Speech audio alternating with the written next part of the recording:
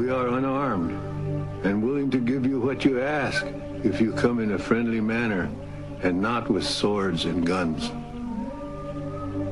Waun se nakewa, Powhatan. But the English allowed for no diplomatic solution. No longer pretending to respect Powhatan authority, they used their weapons to take what they wanted, including Powhatan land.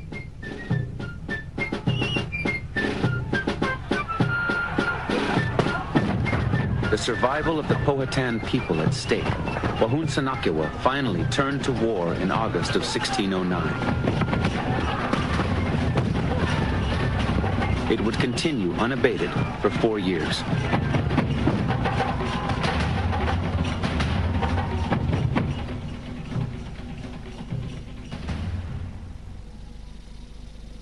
Then, in April 1613, Pocahontas was kidnapped for the ransom of all English prisoners of war.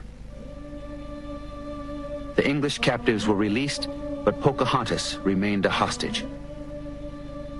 While held, she was indoctrinated daily in English customs and Anglican religion.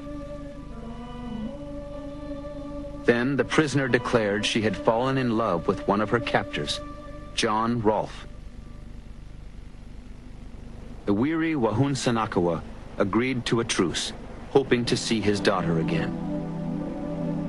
I am not so simple as to not know that it is much better to eat good meat, sleep comfortably, laugh and be merry with the English, than to run away from them and lie cold in the woods, and to be so hunted that I can neither eat nor sleep.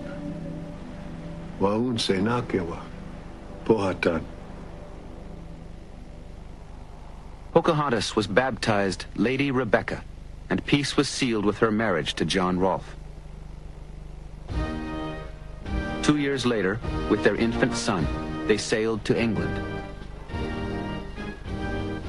Pocahontas was a sensation in London. She was shown in the best circles and presented to the king. But the woman billed as the right-thinking savage would not see her home again. She became ill, and in March of 1617, as she prepared to sail for Jamestown, Pocahontas died. She was 22 years old. With his lands shrinking, the death of his daughter finally broke Waun se nakewa's heart. He relinquished power and died the following year. For Waun se nakewa's brother, Opishkankano, the struggle continued, and he faced a grave situation.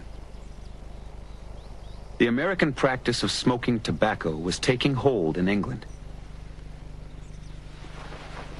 Demand for Virginia tobacco gave Jamestown a cash crop and the need for more Powhatan land for cultivation.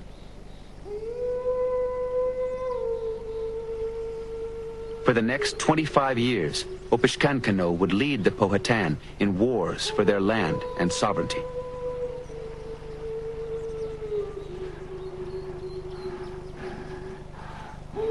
But by 1645, the struggle was becoming hopeless. The aged Opishkankano was carried into battle on a litter. He could not walk without help. He could not see without his servants holding his eyelids open. The last Powhatan War ended with the capture of the 90-year-old leader.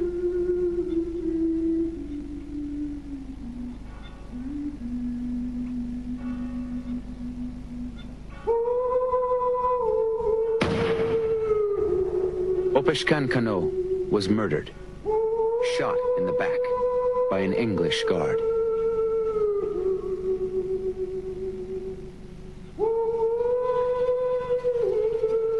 The powerful Powhatan Empire had proved unable to stem the tide of colonial expansion. On the little land that was left them, Powhatan people live to this day. Some descendants of the two brothers who guided their people through the first generation of contact.